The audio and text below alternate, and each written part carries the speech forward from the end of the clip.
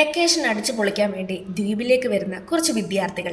എന്നാൽ അവർ അറിയുന്നുണ്ടായിരുന്നില്ല ഈ ദ്വീപ് പാമ്പുകളുടേതാണ്. അവിടെ പലതരത്തിലുള്ള പാമ്പുകളുണ്ട്, ചെറുതും വലുതുമായതും. ഇതൊന്നും പോരാനിട്ട് ഒരു ഭീമാകാരൻ പാമ്പും. ആ പാമ്പിൽ നിന്ന് ഇവര് രക്ഷപ്പെടുമോ, രക്ഷപ്പെട്ടോ, ആ ദ്വീപിൽ നിന്ന് അവരെങ്ങനെ രക്ഷപ്പെടും എന്നീ കഥകൾ പറയുന്ന 2022 ചൈനീസ് ചിത്രമാണ് സ്നേക്ക് ഐലൻഡ് പൈത്തൺ. ഇനി നമുക്ക് നേരെ ചിത്രത്തിലേക്ക് കടക്കാം. ചിത്രത്തിന്റെ തുടക്കത്തിൽ കാണിക്കുന്നത് ഒരു പെണ്ണിനെയാണ്. ആ പെണ്ണ് വെള്ളത്തിനടിയിൽ നീന്തിക്കൊണ്ടിരിക്കുകയാണ്. നീന്തലെല്ലാം കഴിഞ്ഞതിന് ശേഷം അവൾ അവളുടെ ക്യാമ്പിലേക്ക് പോകും. ശരിക്കും പറഞ്ഞാല് അവര് കപ്പിൾസ് ആണ്. അവളുടെ കൂടെ ഒരു പയ്യനും ഉണ്ട്. പെട്ടെന്ന് അവരിരിക്കുന്ന ടെന്റിന്റെ സിബ് ആരോ തുറക്കുന്നത് പോലെ അവർക്ക് തോന്നും. ഇത് കാണുന്ന ആ പയ്യൻ വെളിയിൽ വന്ന് ആരാണെന്ന് നോക്കും. എന്താണെന്ന് അറിയാൻ വേണ്ടി പുറത്തു വന്ന് നോക്കുമ്പോൾ ഒരു കുരങ്ങൻ അതുവഴി ചാടി പോകുന്നത് കാണും. ചിലപ്പോൾ ആ കുരങ്ങന്റെ പണിയായിരിക്കുമെന്ന് കരുതി ആ ചെറുക്കൻ തിരിച്ച് ടെന്റിലേക്ക് കയറാൻ നേരമാണ് അവിടെ ഒരു പാമ്പ് ഇഴഞ്ഞു പോകുന്നത് കാണുന്നത്. ഈ ചെറുക്കൻ ആ പാമ്പിന്റെ കഴുത്ത് മുറിച്ചു വിടും. എന്നിട്ട് ടെന്റിന്റെ പുറത്ത് ചെന്ന് തന്റെ കാമുകിയോട് ഓരോന്ന് പറഞ്ഞ് കളിയാക്കുകയാണ്. ഇന്നരം കാമുകി പറയും, നീ ഒരുപാട് വെളിയിൽ നിന്ന് ഷോ കാണിച്ചാൽ പല മൃഗങ്ങളും നിന്നെ പിടിച്ചോണ്ട് പോകുമെന്ന്. ഇങ്ങനെ പറഞ്ഞ് നാക്കെടുത്തതും പെട്ടെന്ന് അവനെ എന്തോ അവിടുന്ന് വലിച്ചുകൊണ്ട് പോകും.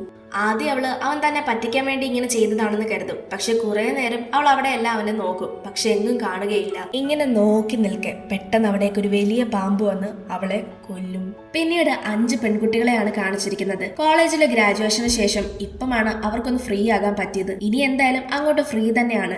അതിനെ സംബന്ധിച്ച് ഒന്ന് ട്രിപ്പ് പോയാലോ എന്ന് അവർ ആലോചിക്കും. അടുത്ത സീനിൽ കാണിച്ചിരിക്കുന്നത് അവർ ട്രിപ്പ് ഒരു ഐലൻഡിലേക്കാണ് പോകുന്നത്. അവർക്കൊപ്പം പഠിക്കുന്ന മറ്റ് 5 പയ്യന്മാരും ഉണ്ട്. അതായത് മൊത്തത്തിൽ ഇപ്പോൾ 10 പേര് കൂടി ചേർന്ന് ആ ഐലൻഡിലേക്ക് പോവുകയാണ്. മണിക്കൂറുകളുടെ യാത്രയ്ക്ക് ശേഷം അവരിപ്പോ ആ ഐലൻഡിലേക്ക് എത്തിയിരിക്കുകയാണ്. വളരെ സുന്ദരമായ ഒരു ഐലൻഡാണ്. പ്രകൃതിദത്തമായിട്ടുള്ള കാര്യങ്ങൾ അവിടെ കാണാനും ഉണ്ടായിരുന്നു. അതെല്ലാം കണ്ടുകൊണ്ട് അവരുള്ളിലേക്ക് പോകും. പോകുന്ന വഴിയിലൊക്കെ ചെറിയ ചെറിയ പാമ്പുകളെയും ഇഴജന്തുക്കളെയും കാണാൻ കഴിയും. പക്ഷെ അതൊന്നും അവർ വലിയ കാര്യമാക്കി എടുക്കില്ല. മറുവശത്ത് അവർ വന്ന ഷിപ്പിന്റെ ക്യാപ്റ്റൻ ഒരു പാമ്പിനെ കാണും. അയാള് ഒരു അമ്പ് പോലത്തെ സംഭവം ഉപയോഗിച്ച് അതിനെ കൊല്ലും. എന്നാൽ ഇതേ സമയം അയാളുടെ പുറകിൽ നിന്ന് ഒരുത്തനെ പെട്ടെന്ന് എന്തോ ഒരു ജീവി എടുത്തുകൊണ്ട് പോകുന്നുണ്ട്. പക്ഷെ ഇതൊന്നും നമ്മുടെ ക്യാപ്റ്റൻ അറിഞ്ഞിട്ട് കൂടിയില്ല. പാമ്പിനെ പിടിച്ച ശേഷം ക്യാപ്റ്റൻ അയാളോട് വീണ്ടും സംസാരിക്കുകയാണ്. പക്ഷെ റിപ്ലൈ ഒന്നും കിട്ടാത്തത് കൊണ്ട് തിരിഞ്ഞു നോക്കുമ്പോൾ ആൾ അവിടെ ഒന്നുമില്ല. ഇവൻ ഇതെവിടെ പോയി കിടക്കുക എന്ന് നോക്കി നിൽക്കുന്ന സമയത്താണ് കാട്ടിൽ നിന്ന് എന്തോ ഒരു സൗണ്ട് കേൾക്കുന്നത്. ഇനി വല്ല സിംഹോ പുലിയോ ആണെന്ന് കരുതി ഇങ്ങനെ നോക്കി നിൽക്കുമ്പോഴാണ്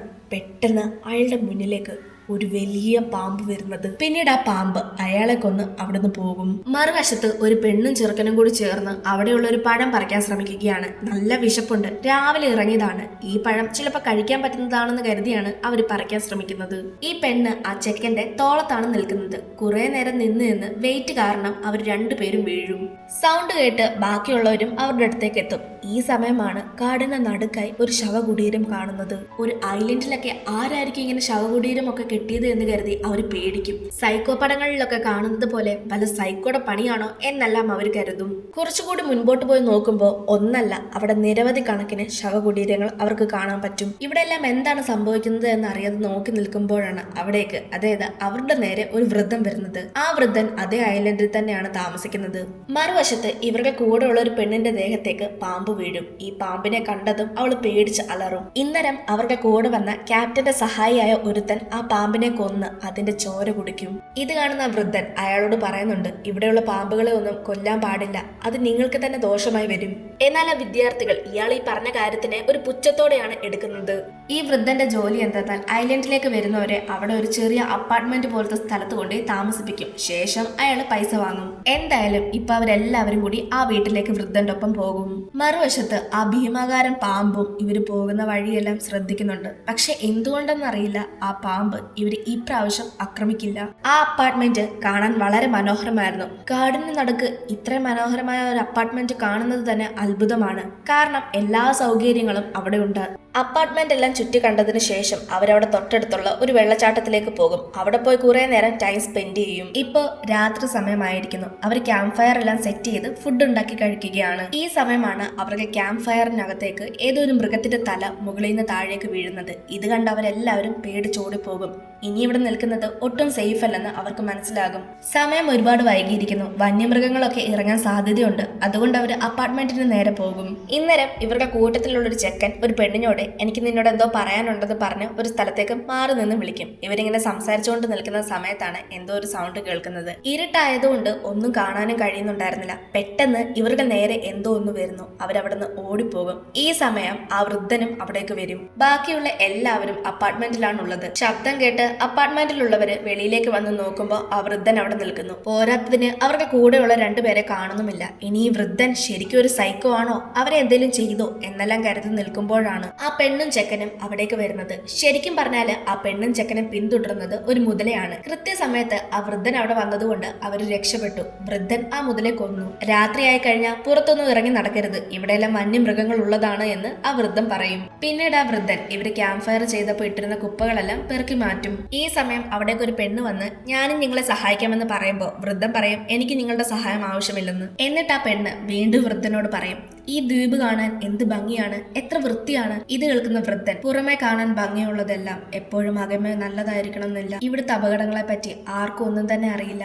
കുറെ വർഷങ്ങൾക്ക് മുൻപ് എന്റെ കൂടെ വേറെയും കുറെ ആളുകളുണ്ടായിരുന്നു. പക്ഷെ അവർക്ക് ഇവിടുത്തെ താമസം മടുത്തു. എന്നെ തനിച്ചാക്കി എല്ലാവരും സിറ്റിയിലേക്ക് പോയി. പക്ഷെ ഞാൻ മാത്രം പോയില്ല. കാരണം ഇവിടെ താമസിക്കുമ്പോൾ എനിക്കെന്തോ ഒരു സമാധാനം കിട്ടുന്നുണ്ട്. അടുത്ത സീനിൽ കാണിക്കുന്നത് അതേ അപ്പാർട്ട്മെന്റ് തന്നെയാണ്. എല്ലാ ബഹളങ്ങൾക്ക് ശേഷം ഇപ്പൊ എല്ലാവരും ഉറങ്ങാൻ പോയിരിക്കുകയാണ്. ഇവരുടെ കൂട്ടത്തിലുള്ള ഒരു പെണ്ണ് മുകളിലത്തെ റൂമിൽ കിടന്നാണ് ഉറങ്ങുന്നത്. അവള് ചെവിയിൽ ഹെഡ്സെറ്റ് വെച്ച് പാട്ട് കേട്ടുകൊണ്ടാണ് ഉറങ്ങുന്നത്. ഈ സമയമാണ് അവളുടെ റൂമിലേക്ക് ഒരു ചെറിയ പാമ്പ് വരുന്നത്. ഈ പാമ്പാണെങ്കിൽ അവളുടെ ദേഹത്തൂടെ കയറി നിൽക്കുകയാണ്. പക്ഷെ ഇവള് പാട്ടിൽ മുഴുകിയിരിക്കുന്നത് കൊണ്ട് തന്നെ ഒന്നും ശ്രദ്ധിക്കില്ല. കുറച്ചു നേരങ്ങൾക്കുള്ളിൽ അവള് കണ്ണു തുറന്ന് നോക്കുമ്പോൾ ഒരു പാമ്പ് തന്നെ കൊത്താനായി നിൽക്കുന്നു. അതുകൊണ്ട് അവള് പെട്ടെന്ന് അതിനെ വലിച്ചെടുത്തെറിയും. ശബ്ദം കേട്ട് ബാക്കിയുള്ളവരും അവളുടെ റൂമിലേക്ക് എത്തും. ഒരു പെണ്ണ് ആ പാമ്പിനെ തല്ലിക്കൊല്ലാൻ ശ്രമിക്കുന്നുണ്ട്. പക്ഷെ തല്ലിക്കൊല്ലാൻ ശ്രമിക്കുന്നതിന്റെ ഇടയിൽ ആ പാമ്പ് അവളെ കൊത്തിട്ട് പോകും. ഈ സമയം അവർക്ക് കൂടെയുള്ള ഒരു ചെക്കൻ കാലിൽ വിഷം ഇറങ്ങാതിരിക്കാൻ വേണ്ടി അവൻ ആ വിഷം കടിച്ചെടുത്ത് കളയാൻ ശ്രമിക്കും. പക്ഷെ വിഷമില്ലാത്ത പാമ്പായതുകൊണ്ട് ഒരു കുഴപ്പമില്ല.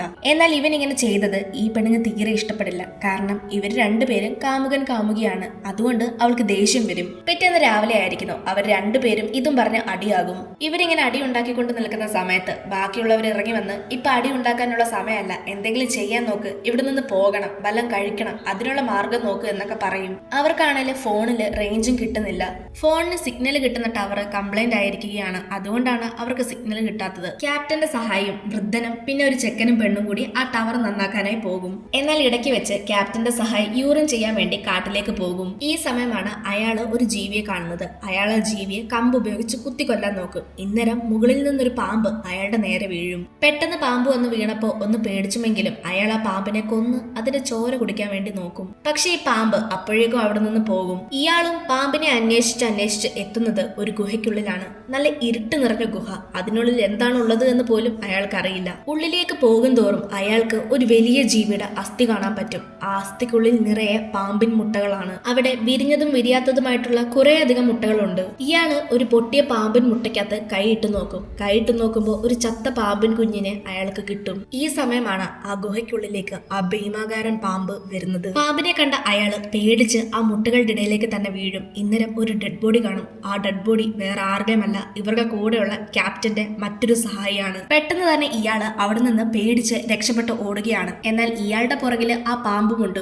ഓടി ഓടി അയാൾ നേരെ ഓടി കയറുന്നത് ഒരു കമ്പിലേക്കാണ്. അങ്ങനെ അയാൾക്ക് പരിക്ക് പറ്റും. പക്ഷെ വിട്ടുകൊടുക്കാൻ തയ്യാറായിരുന്നില്ല അയാൾ. എന്നിട്ടും ആ രക്തവും വെച്ചുകൊണ്ട് ആ വേദനയും വെച്ചുകൊണ്ട് അവിടുന്ന് വീണ്ടും ഓടി രക്ഷപ്പെടാൻ ശ്രമിക്കും. പാമ്പിന്റെ അടുത്ത് നിന്ന് രക്ഷപ്പെടാൻ വേണ്ടി അയാൾ അവിടെയുള്ള ഒരു വലിയ മരത്തിന്റെ മുകളിൽ കയറിയിരിക്കും. എന്തേലും ശബ്ദമുണ്ടാക്കിയ അവന്റെ കഥ കഴിയും. പാമ്പും ഈ മരത്തിന്റെ ചുവട്ടിൽ തന്നെ ഉണ്ട്. പക്ഷെ മരത്തിലാണ് ഇയാൾ ഉള്ളത് എന്നുള്ള കാര്യം പാമ്പിന് അറിയില്ല. അവിടെ ഒന്നും ആരെയും കാണാത്തത് കൊണ്ട് പാമ്പ് തിരികെ പോകാൻ തുടങ്ങുമ്പോഴാണ് ഇവന്റെ മുറിവിൽ നിന്ന് ഒരു തുള്ളി രക്തം ഈ പാമ്പിന്റെ മുഖത്തേക്ക് വീഴുന്നത്. ഇപ്പൊ പാമ്പ് അവനെ കണ്ടിരിക്കുന്നു. പിന്നെ പറയണ്ടല്ലോ, അവന്റെയും കഥ കഴിയും. മറുവശത്ത് ഫോണിന്റെ സിഗ്നൽ ടവർ ഇപ്പോഴും ശരിയായിട്ടില്ല. ഈ സമയമാണ് ആ വൃദ്ധം വന്നിട്ട് പറയുന്നത് നമുക്ക് വെളിയിൽ പോയി വേറെ വല്ല വഴിയുണ്ടോ നോക്കാമെന്ന്. അങ്ങനെ അവർ 3 പേരും പുറത്തേക്ക് പോകും. പക്ഷെ അവരുടെ കൂടെ വന്ന ആ ഒരു ക്യാപ്റ്റന്റെ സഹായം മാത്രം കാണുന്നുണ്ടായിരുന്നില്ല.